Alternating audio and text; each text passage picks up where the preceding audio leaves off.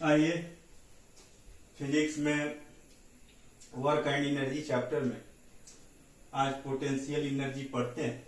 The energy of a body due to its position or change in shape is known as potential energy. किसी object में उसके position या उसके shape में परिवर्तन पोटेंशियल एनर्जी कहलाता है। The energy of a body due to its position above the ground is called gravitational potential energy, and the energy of a body due to a change in its shape and size is called elastic potential energy. Ground से ऊपर के position के कारण जो energy उसमें पाया जाता है उसको ग्रेविटेशनल पोटेंशियल एनर्जी बोलते हैं, और किसी ऑब्जेक्ट के शेप या साइज में परिवर्तन के लिए जो एनर्जी लगता है उसको हम लोग इलास्टिक पोटेंशियल एनर्जी कहते हैं। The gravitational potential energy as well as elastic potential energy are commonly known as just potential energy. Gravitational potential energy के साथ साथ इलास्टिक पोटेंशियल एनर्जी को हम लोग जस्ट पोटेंशियल एनर्जी यानी पोटेंशियल एनर्जी ही बोलते हैं। ए बॉडी में possesses energy when it is not in motion. कोई ऑब्जेक्ट अगर मोशन में नहीं है तो उसमें एनर्जी पाया जाता है। The sum of the potential and kinetic energies of a body is called its mechanical energy.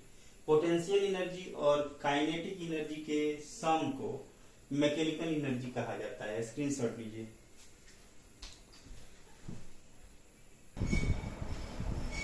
आइए पोटेंशियल एनर्जी के फॉर्मूला को जानते हैं। The potential energy of a body is due to its higher position above the earth and it is equal to the work done on the body against gravity in moving the body to that position. ऊंचाई पे, पृथ्वी से ऊंचाई पे कोई body है या object है, वह उसके वर्कडन, बॉडी के वर्कडन के बराबर होता है। ग्रेविटी के अगेंस्ट में वर्कडन के बराबर होता है।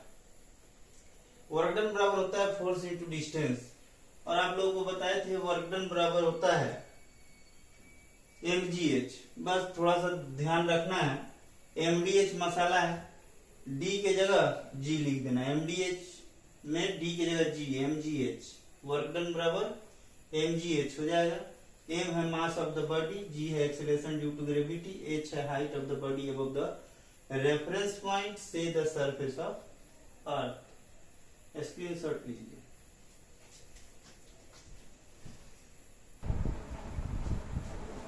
आइए एक न्यूमेरिकल बनाते हैं। If acceleration due to gravity is 10 meter per second square, what will be the potential energy of a body of mass 1 kilogram kept at a height of 5 meter?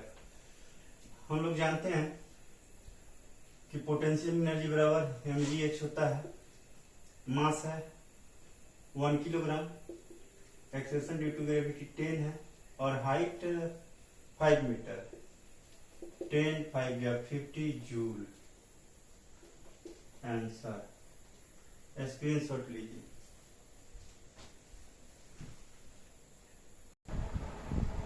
आइए एक न्यूमेरिकल बनाया जाए। A bag of wheat weighs 200 kg। एक गेहूं का बोरा है जो 200 kilogram है। To what height should it be raised so that its potential energy may be 9800 joules. इस 200 किलोग्राम गेहूं के बोरे को कितना ऊंचाई पे लाया जाएगा ताकि पोटेंशियल एनर्जी 9800 जूल होगा। देखिए यहां गिवन है मास यानी m equal to 200 kilogram. m equal to 200 kilogram, g equal to 9.8 metre पर second square, potential energy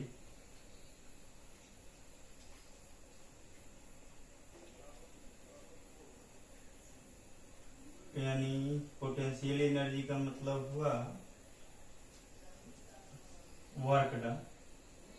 work done 9800 joule है। हम लोगों को हाइट बताना है। वी नो दैट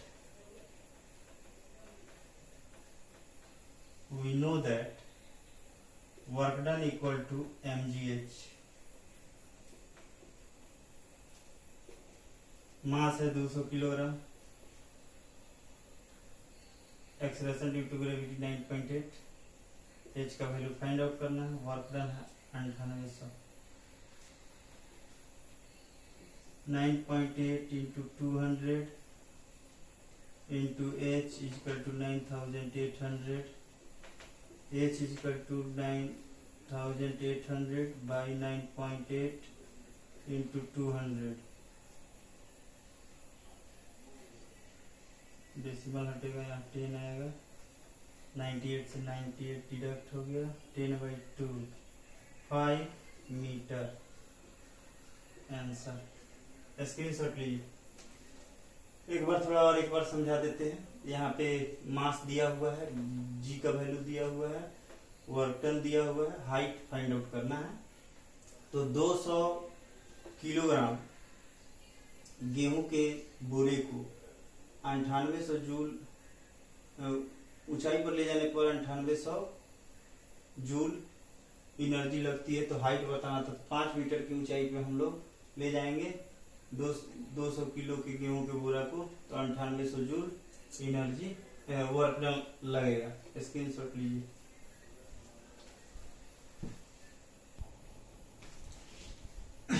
आइए पावर पढ़ते हैं। Power is defined as rate of doing work. कार्य करने की क्षमता को शक्ति कहते हैं। पावर इक्वल टू होता है work done by time taken. P equal to work done को हम लोग E से डिनोट करते हैं और टाइम को T से। P इक्वल टू E/T होता है। P equal to power, E equal to energy consume, T equal to time taken. Power is the rate of which work is done और energy is consume. Power is a scalar quantity. Screenshot लीजिए।